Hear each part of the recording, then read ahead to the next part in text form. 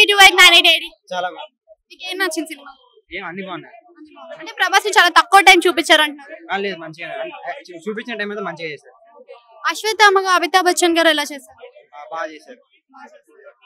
అంతేకాకుండా సినిమా కొంచెం Marvel's type తీసుకెళ్లారు కదా, ఫ్యామిలీ ఆడియన్స్ కి నచ్చుతుందా, కనెక్ట్ అవుతుందా? నచ్చుతుంది అంటే దేవుడు అలాంటివి అంటే నచ్చుతుంది. అంటే మైథాలజీ కదా, ఇప్పుడున్న జనరేషన్ యూత్ కి అర్థమవుతుందా మరి mythology? అది తెలియదు, కొంచెం అర్థం చేసుకుంటే అర్థం. ఇప్పుడు నీకు అర్థమైందా మరి? ఆ, ఏం అర్థమైంది?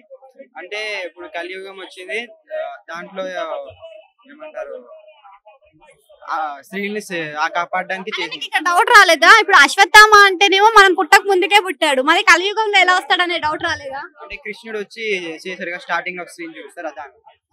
అండ్ ఇంకొకటి, సినిమాలో మనకి బయట అర్జున్ రెడ్డిగా తెలిసిన విజయ్ దేవరకొండ ఇందులో అర్జునుడిగా చేశాడు కదా, సో ఆయన క్యారెక్టరైజేషన్ గానీ డైలాగ్ డెలివరీ గానీ ఎలా అనిపించింది? చాలా మంది అయితే నేను ఎక్స్పెక్ట్ చేయలేదు దాన్ని.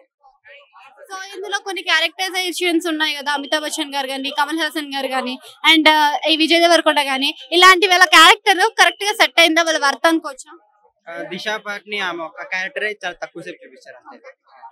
మరి దీపికా పదుకొని బాగా చేసింది కరెక్ట్. బుజ్జి క్యారెక్టర్ ఎలా అనిపించింది? అదైతే నెక్స్ట్ లెవెల్ అన్నమాట.